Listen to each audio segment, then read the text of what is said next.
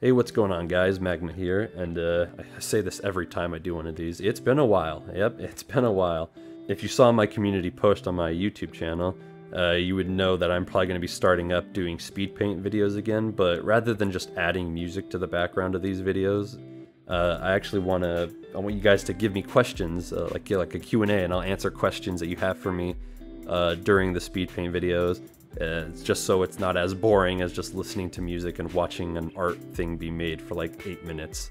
So I got some questions here. I'm not answering all the questions on the community post, but as I do more and more speed paints, I'm gonna answer more and more in those videos.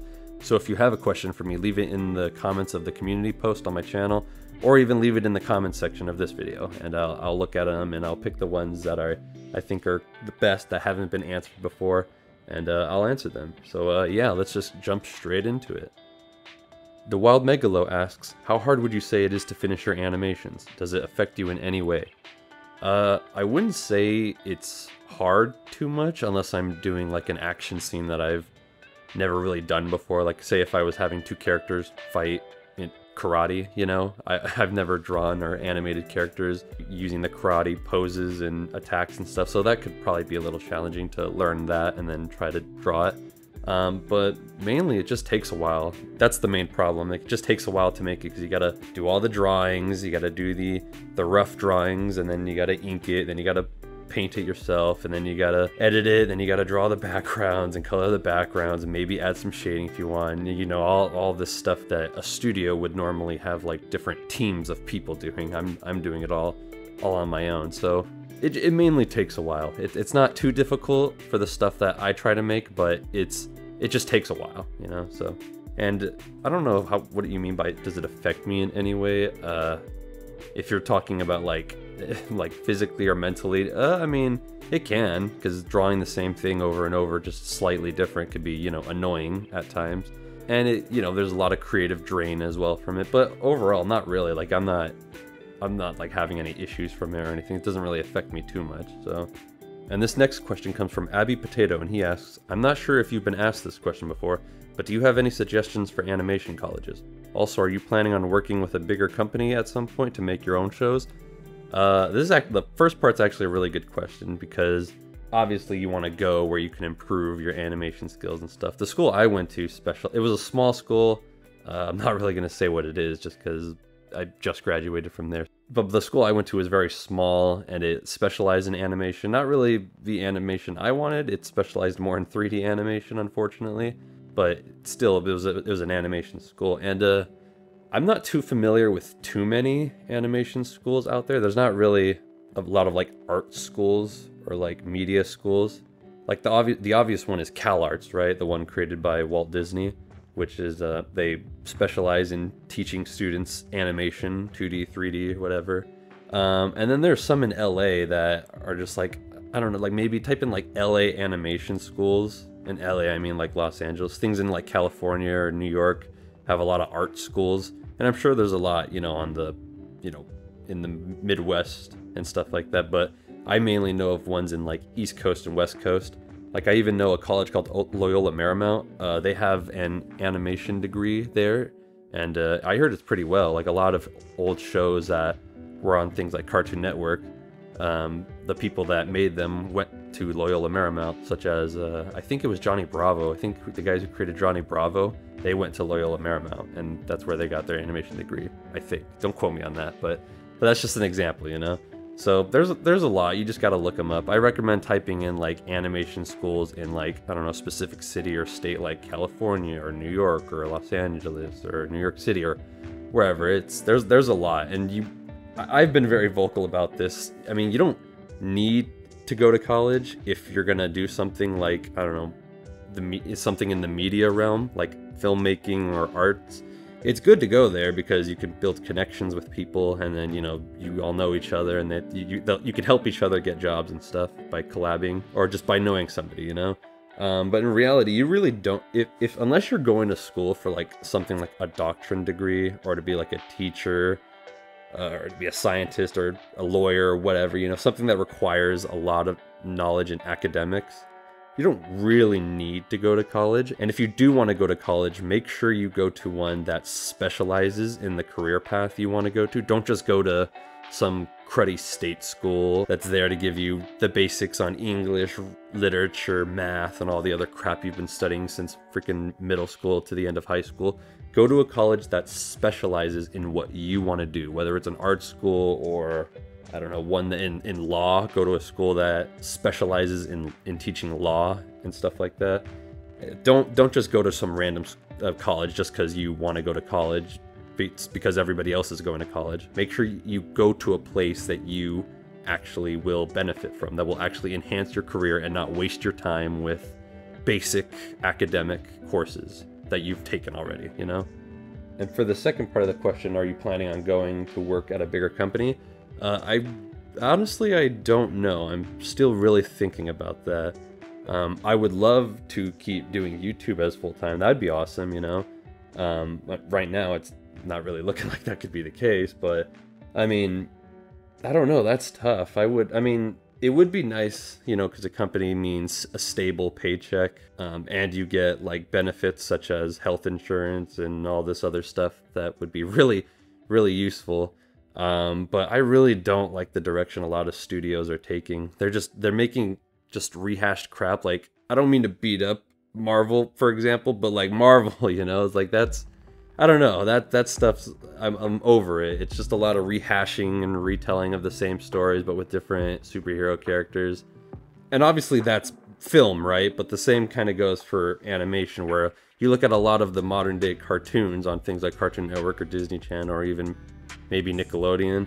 A lot of the style is the exact same style as each other. They're all very, very similar. And that's just, I don't know, I don't like that creative direction they're going.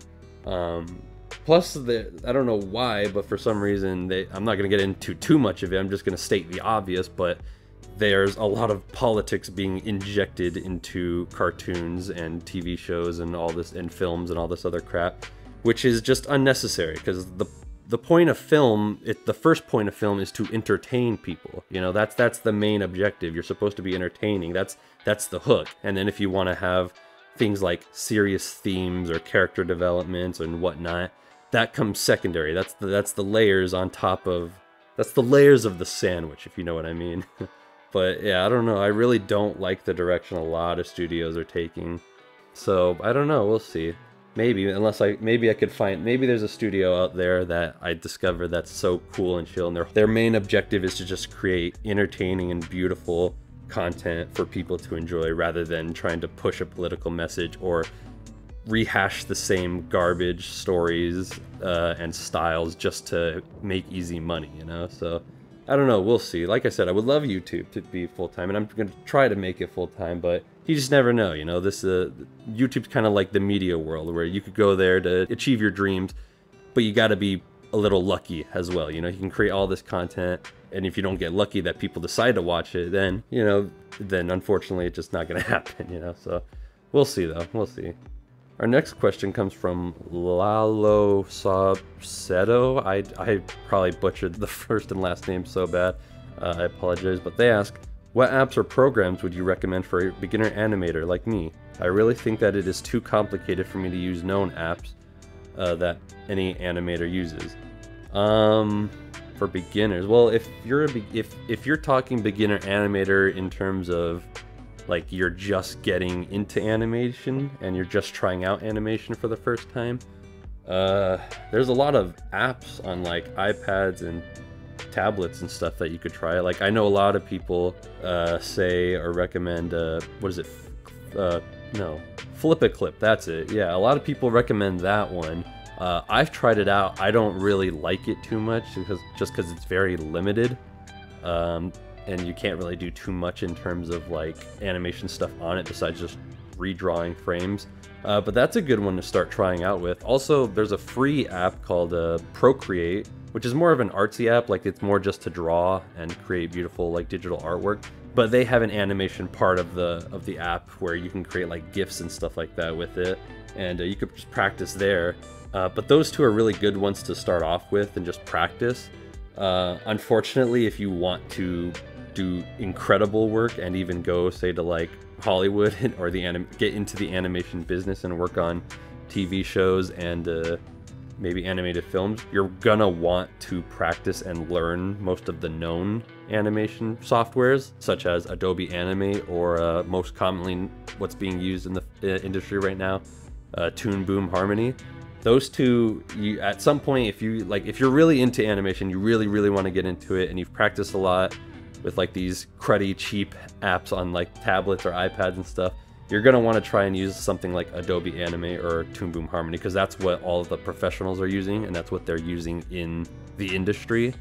And so you're gonna have to learn that technology if you're gonna want to get into it. But in the meantime, if you're just practicing animation, yeah, something like Flip a Clip, that what I said about Procreate, that animation stuff, and even there's one I've been using on my iPad which I like a lot more, and it's a lot easier to make like internet cartoons and animations with it. It's called a Toon Squid. I'll put like a picture of it up on like the screen right now with maybe like a little video walkthrough of it. It's really good. I really like it. It's not as powerful as a normal like animation software on the computer, and it kind of crashes if you try to be ambitious using it. But you know, if you save your file often like I do, then you're not gonna have to worry about that too much. But yeah, this one's really cool. Like honestly, I could see this app, Toon Squid, if they keep working on it and keep making it better and better, it could even rival that of some of the professional softwares on computers. It's really good. I really like it. It's probably the best animation app on iPad. I don't know if it's on like Samsung tablets or any other type of tablets, but I know it's on iPad, and it is really good. So I recommend checking out Toon Squid, and it's cheap. It's like $6, I think. So yeah, I recommend that. It's really good. And the final question we have, which is pretty easy question I can answer. We've done 2 long ones. I'll just answer this little one. This may have been answered before, but what do you use for voice recording?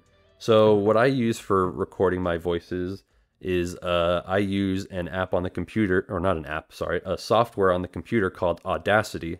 It's a free download software that you could use that is just like, I mean, basically for recording voices and stuff. I use it for all my cartoons and all the commentaries I make. Even this one right now, I'm using Audacity to record this.